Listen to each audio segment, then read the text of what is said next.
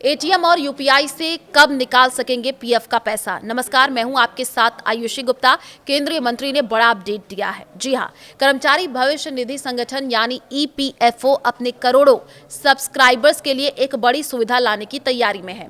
आने वाले समय में कर्मचारी अपने पीएफ खाते से पैसा सीधे एटीएम और यूपीआई के जरिए निकाल सकेंगे। ये सुविधा लंबे समय से चर्चा में थी और अब इसके लागू होने की टाइमलाइन भी सामने आ गई है। केंद्रीय मंत्री मनसुख मांडविया ने जानकारी दी है।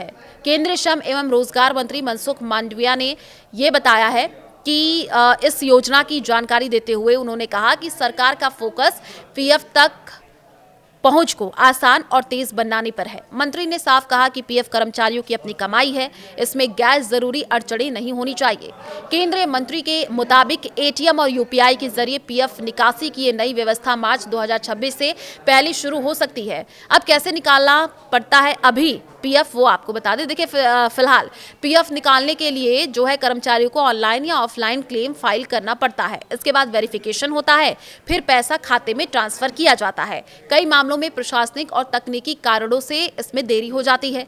नई व्यवस्था से क्या बदलेगा? तो देखिए, नई एटीएम और यूपीआई बेस्ड विड्रॉल सिस्टम का मकसद इसी देरी को खत्म करना है। इसके तहत पीएफ खाते को कर्मचारियों के बैंक खाते से जोड़ा जाएगा, जो पहले से आधार और यूएएन यानी यूनिवर्सल अकाउंट नंबर से लिंक होते हैं। तो इस सिस्टम के लागू होने के बाद डेबिट कार्ड और एटीएम नेटवर्क में पीएफ से जुड़ा एक अलग फीचर जोड़ा जाएगा। इससे कर्मचारी सीधे अपने पीएफ फंड तक पहुंच बना सकेंगे।